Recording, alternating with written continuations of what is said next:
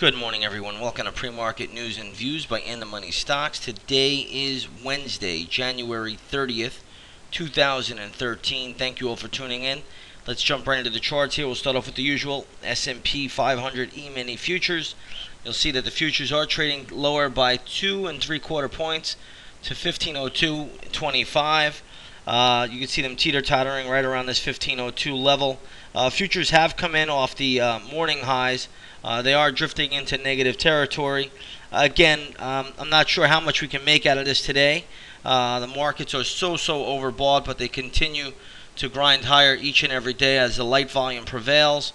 An old market adage used to state, never short a dull market, and we're probably in as dull a January market as I remember.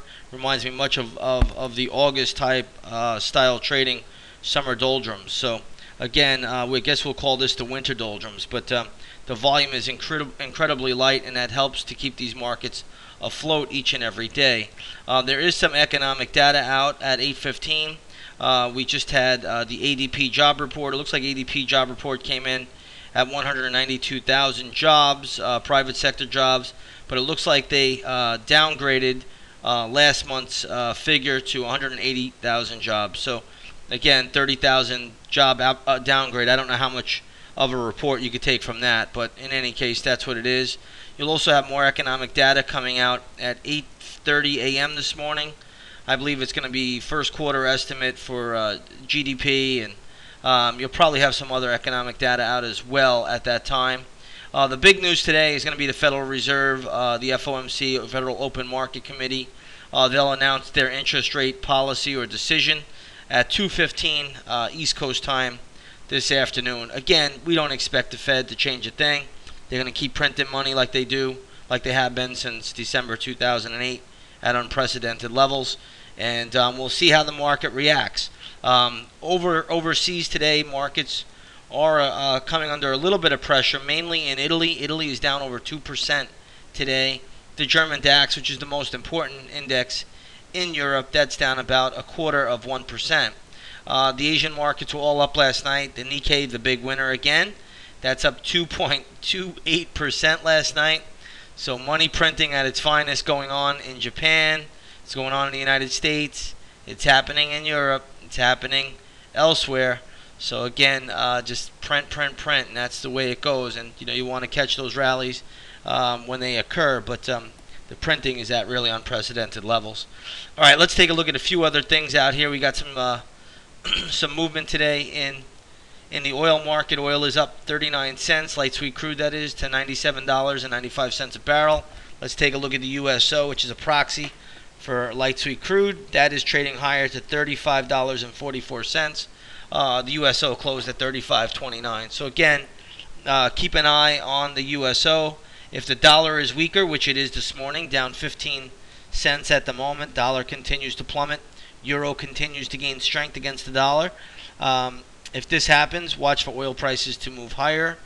Gold is up $3 today to $1,666 an ounce. Let's take a look at the GLD, which is a good proxy for gold. GLD is trading right around the 161.05. It's basically just up about 6 pennies from where it was during yesterday's close. A little bit higher in the pre-market to around 161.30, and you can see it teeter-tottering here now as we speak about it. They must be listening to us. But in any case, gold is holding steady, at least this morning, and the weaker dollar usually will help gold, and it will certainly help commodities and as well as oil, which is a commodity in and of itself. So we'll see where that plays out. Let's take a look at some stocks in the news. We're going to go right to Amazon. That was the big earnings report. Wild action yesterday after the closing bell. Amazon went right down to the 250 level. This was actually a level I gave the chat room members. And then it actually bounced all the way back up to 290 before settling in and just going sideways around 282. Yesterday, believe it or not, my closing print on Amazon was around 260.35. So all in all, the stock is basically where it was 2 days ago. If it trades up to 300, I think that's probably a fade level, maybe 301, 303, somewhere up there. If it gets down to 250, watch for short-term support. Some other downside levels that would be in play today would be 240, 226.20, and then ultimately I'm going to say 212.35. So watch those levels if the stock does sell off. It's anybody's guess what it's going to do here, to be honest. Here's a chart of Chesapeake. Looks like the CEO, Aubrey McClendon, is stepping down. The stock caught a nice bid. It closed at $18.97 yesterday, trading at 21.02. The stock has a very good resistance level at $21.28. The next level would be $22.95, and then up to 23 bucks. I do think that the stock could probably be faded around the 21.27, 21.28 level. Okay, so watch that level if it gets up there. Let's take a look at Broadcom. It's a leading chip maker. It's in almost every product that you see. They reported earnings after the bell yesterday. Stock closed at $33.71. Right now it's trading at $33.51. So no real harm done there. It does have some mathematical short-term support at $32.63. So again, down here, right around the $32.60 level, there is going to be support. In fact, looks like it got down there yesterday. So $32.63. After that, I really would be careful with the stock. The stock may trade all the way down to $29.50, $29.25. But right now, I think $32.60, $32.63. That is going to be short-term. Yeah, let's make it $32.60 to $32.50. That'll make a short-term support mathematically, and then after that, it is much lower, down to the $29.50, $29.25 levels. Let's take a look at Ryland. I believe this one also had earnings yesterday. The stock closed at $41.31. Stock's trading around $43. Again, around 44 bucks. I'm seeing pretty good short-term resistance. Maybe it's a Pierce of 44. The next level I have after that is going to be $46.40. I think both levels could see pullbacks in the stock. So watch a Pierce of 44 and then 46.40. That would be its next pullback level. Intraday scalp pullback level. Nothing more. All these levels are just for scalps. Nothing more than that. Let's take a look at Boeing. Boeing reported earnings. Still having some problems with their batteries. No play on the stock. It's really right around the $74 level. It is actually a little bit higher than where it closed. It closed yesterday at $73.65. Now trading at $74.53. So no play on Boeing one way or the other. If Boeing does fall, there will be some support levels out there, but they're going to be much, much lower. Most notably $69.63, $67.02.